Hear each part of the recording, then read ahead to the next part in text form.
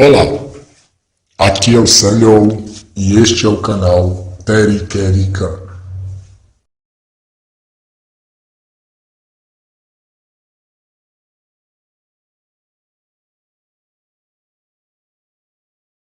Okay.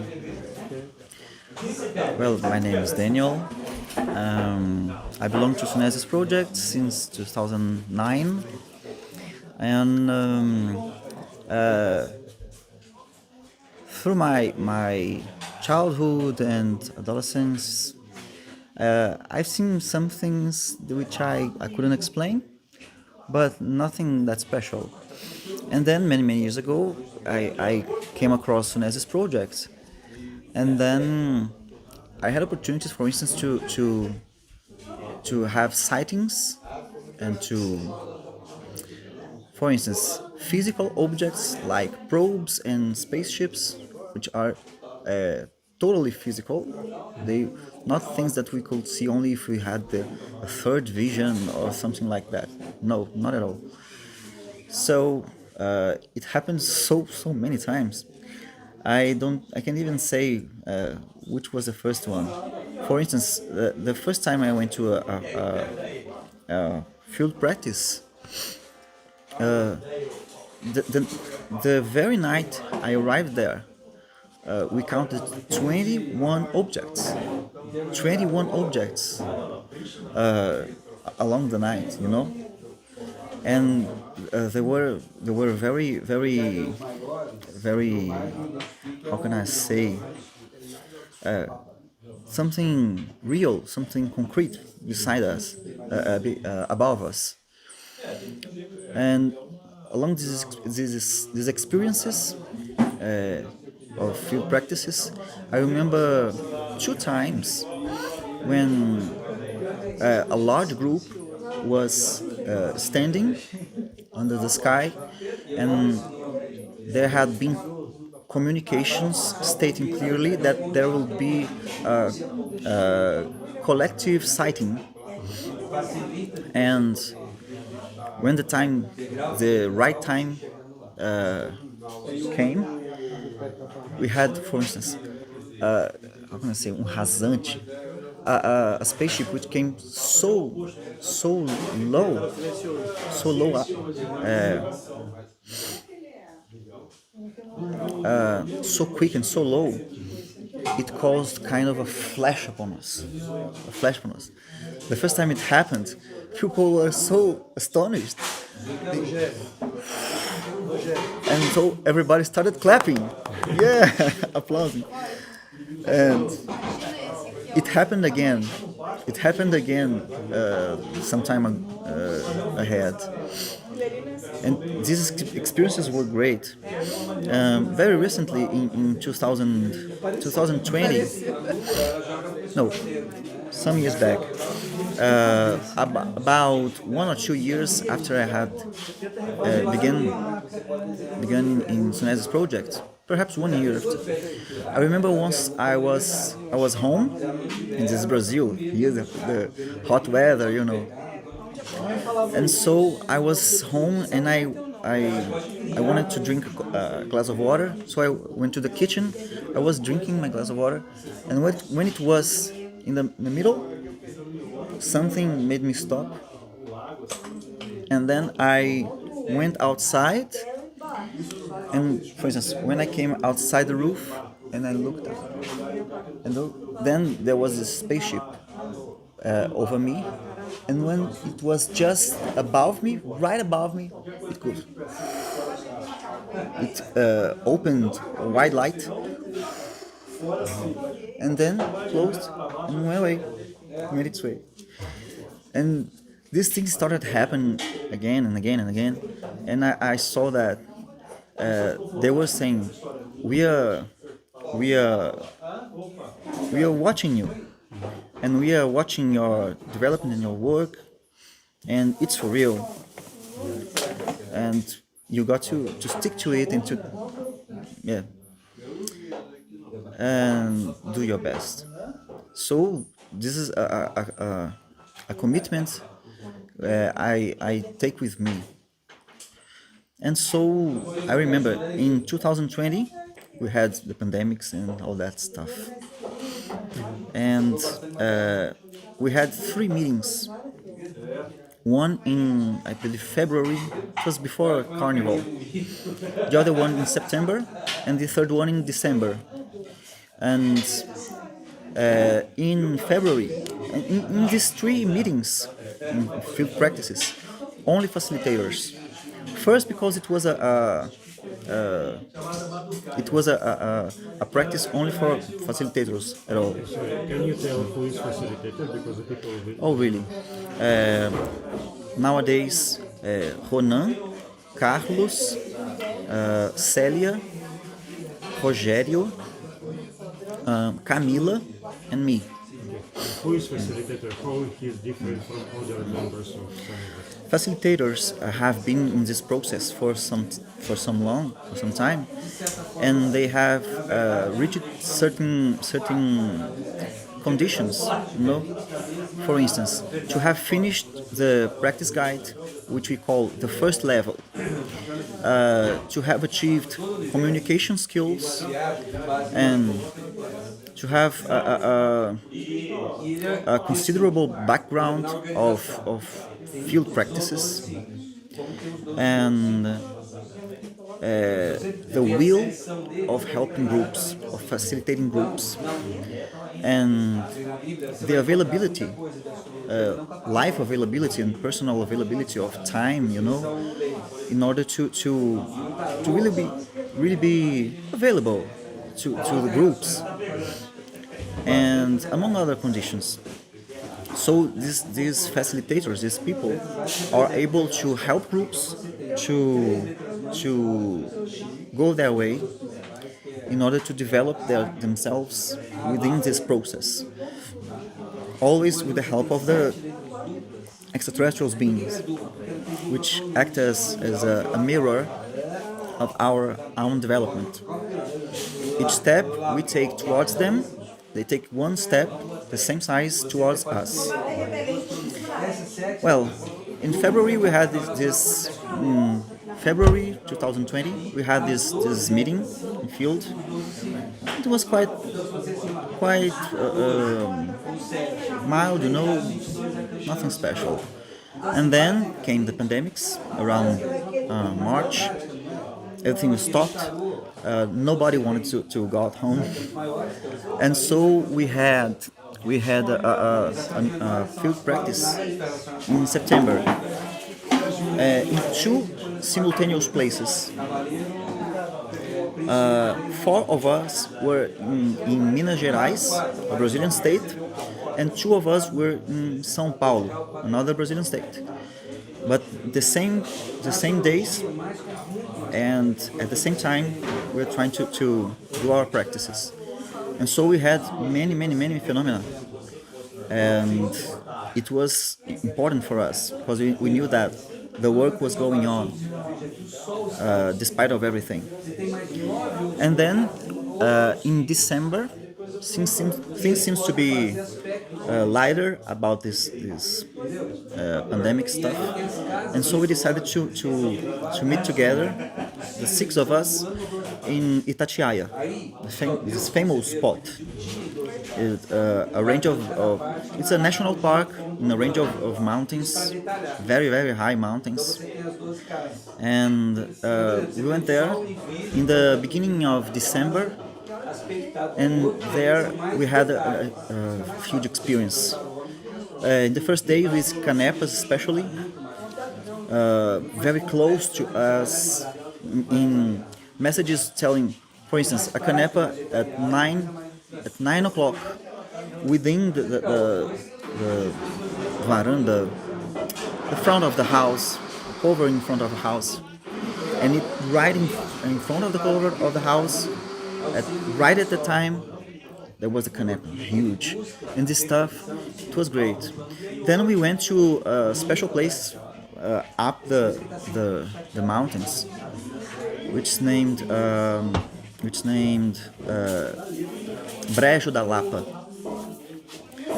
and there we had an experience which, for me, was the best ever. we had a chandra right behind, before your eyes, before our eyes, Chandra is portal. a portal. Canepa is like small device remotely controlled. Yeah, a canepa is kind of a probe, and they use it to you know, to screen you, okay, to scan you and the environment, for instance, but also as a signal, as a light signal. And so they're quite common in our field practices. And then we had this Chandra. In Brazilian Portuguese, we pronounce it like this, Chandra. Some people say Zendra, Zendra, Zindra. And it was in the communications we had been receiving the days, the last days before it. And when we were there was this Chandra, and it was beautiful. And it has no other explanation, because it was a perfect dome right above a hill. I mean, about 2200 meters above the sea, and it was raining heavily, and we have these lightning bolts all around us. And Camila, one of the facilitators, was pregnant. And we were up there, and the messages were right, because the Chandra was before us. And it was quite interesting, because six people together, and we were totally capable of distinguishing between what is or what is not an event like that. And so we saw it, and in this message we had received, the guides asked Ronan to step into it. But unfortunately it wasn't possible because we were as I said, heavy rain and these lightning bolts all around us, and there was a kind of a slope, you know. He would have to go downhill and uphill in a very muddy place where he could perhaps sleep, you know, and get real problems if something happened. And it was late in the night, and so we thought, well, it doesn't look like it's the moment. What they would ask him to enter if it's hard to reach? Perhaps it's a test for our ability to trust and to also to be brave, but also to judge, to measure the risks, yeah, and to be capable of deciding whether it's the case or not. So we decided not this time. It will be quite complicated. This was the greatest for me. Once, many years ago, we were in field practice here in Minas Gerais, and it were about 10 people in the self-control spot, which is a place where we have our experiences, especially prepared for that. And somebody said, "Look, what's that?" And so about 100 meters away from us, there was this kind of a huge form like this, and a light beside it, beside this perhaps this being, kind of hovering, and sometimes it went like this, pointing to this light, and it was really huge. I mean, about 3 or 4 meters tall. Okay. So when I saw it, I couldn't believe it. But there were nine people else, and everybody's saying the same. So, is it real? Yes. And we just stayed there, and we kept looking at it. and apparently it was a being, an extraterrestrial being, How far it was?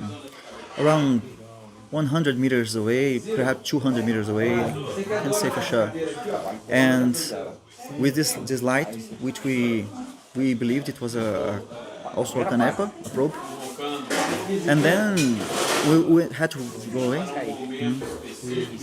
We had to go away, and then the next day we went there in the day of light, in the light of the day. I mean, and we checked it out, and there was no explanation for that.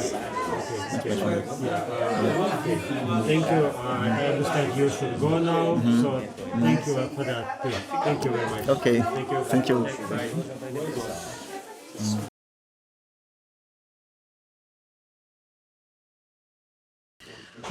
Bem, meu nome é Daniel. Trabalho no projeto Sunesis desde 2009. Ao longo da minha infância e adolescência, vi algumas coisas que não sei explicar, mas nada tão especial. E então, muitos anos atrás, me deparei com os projetos da Sunesis. E então, tive oportunidades, por exemplo, de ter avistamentos e, por exemplo, objetos físicos como sondas e naves espaciais, que são totalmente físicas, não coisas que poderíamos ver apenas se tivéssemos a terceira visão ou algo assim. Então, aconteceu tantas vezes. Bem sei dizer qual foi o primeiro. Por exemplo, a primeira vez que eu fui a um treino de campo, na noite que eu cheguei lá, nós contamos 21 objetos durante a noite, sabe? E eles eram muito, como posso dizer, algo real, algo concreto, ao nosso lado, acima de nós. E ao longo dessas experiências, ou práticas de campo, lembro-me de 2 vezes em que um grande grupo estava sob o céu, e houve comunicações afirmando claramente que haveria avistamento coletivo. E quando chegou a hora certa, tivemos, por exemplo, uma espaçonave que veio tão baixo, tão rápido e tão baixo que causou uma espécie de clarão sobre nós. A primeira vez que aconteceu, as pessoas ficaram muito surpresas. People were so astonished. And so everybody started. E então todo mundo começou a bater palmas, sim, aplaudindo. E aconteceu de novo algum tempo antes. E essas experiências foram ótimas. E aconteceu em 2020, não, alguns anos atrás, cerca de 1 ou 2 anos depois de eu ter começado no projeto de Sunes, talvez 1 ano depois. Eu lembro que uma vez eu estava em casa, no Brasil, calor né? E aí eu estava em casa e queria tomar um copo d'água. Então fui até a cozinha, estava tomando meu copo d'água, e quando estava no meio, algo me fez parar. Então saí, por exemplo, quando saí do telhado e olhei, havia uma espaçonave sobre mim e, onde estava logo acima de mim, bem acima de mim, e abriu uma luz branca e então se fechou e foi embora, seguiu seu caminho. E essas coisas começaram a acontecer de novo. E eu vi que eles estavam dizendo: estamos observando você, e estamos observando seu desenvolvimento e seu trabalho, e é real, e você tem que cumpri-lo e fazer o seu melhor. Então esse é um compromisso que eu levo comigo. E então eu me lembro que em 2020, tivemos a pandemia e tudo mais, e tivemos 3 reuniões, uma em fevereiro, pouco antes do carnaval, outra em setembro e a terceira em dezembro. E em fevereiro, nesses 3 encontros, poucas práticas, apenas facilitadores. Só porque era uma prática apenas para facilitadores. Você sabe dizer quem é o facilitador? Porque as pessoas... Sério, hoje, Ronan, Carlos, Célia, Rogério, Camila e eu. Quem é facilitador? Como ele é diferente dos outros membros dos facilitadores? Acho que os facilitadores já estão nesse processo há algum tempo e chegaram a certas condições. Por exemplo, ter concluído o guia prático, que chamamos de primeiro nível, ter alcançado habilidades de comunicação, um histórico considerável de práticas de campo e vontade de ajudar grupos, de facilitar grupos e disponibilidade de vida e disponibilidade pessoal de tempo, sabe, para realmente estar à disposição dos grupos, entre outras condições. Então esses facilitadores, essas pessoas, conseguem ajudar os grupos a seguirem seu caminho, a se desenvolverem dentro desse processo, sempre com a ajuda dos seres extraterrestres, que agem como no espelho do nosso próprio desenvolvimento. Cada passo que damos em direção a eles, eles dão um passo, do mesmo tamanho, em nossa direção. Bom, em fevereiro a gente teve essa reunião de campo, foi bem amena, né? Nada de especial. E aí veio a pandemia por volta de março, estava tudo parado, ninguém queria ir para casa, então tivemos um treino de campo em setembro, em 2 lugares simultâneos. 4 de nós estávamos em Minas Gerais, um estado brasileiro, e 2 de nós estávamos em São Paulo, outro estado brasileiro. Mas nos mesmos dias e ao mesmo tempo, estávamos tentando fazer nossas práticas. E então tivemos muitos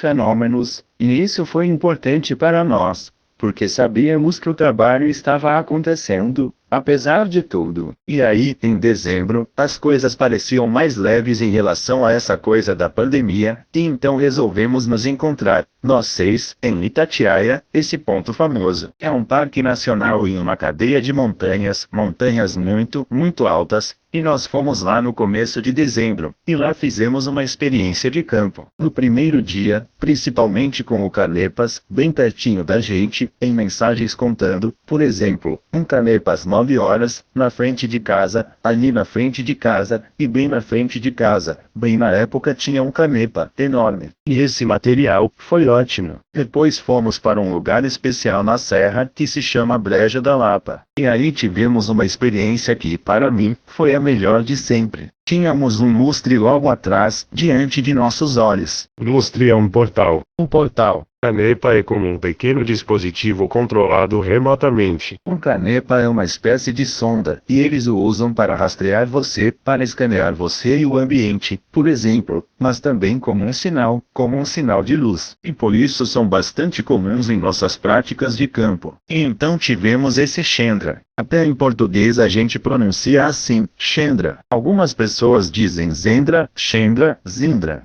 E estava nas comunicações que víamos recebendo nos últimos dias antes disso. E quando estávamos lá, havia esse Chendra, e era lindo. Mas não tem outra explicação, porque era uma casa perfeita, bem em cima de um morro, quer dizer uns 2.200 metros acima do nível do mar. E estava chovendo forte, e nós temos esses raios ao nosso redor. E Camila, uma das facilitadoras, estava grávida. Estávamos lá em cima e as mensagens estavam certas, porque o Chendra estava diante de nós. E foi bem interessante, porque 6 pessoas juntas, e a gente era totalmente capaz de distinguir entre o que é e o que não é um evento assim. Então nós vimos, e nessa mensagem que recebemos, os guias pediram a Ronan para entrar nela. Mas infelizmente não foi possível, porque nós estávamos, como eu disse, chuva forte, e esses raios ao nosso redor, e tinha uma espécie de ladeira, sabe? Ele teria que descer e subir morros, num lugar muito lamacento, onde talvez pudesse dormir,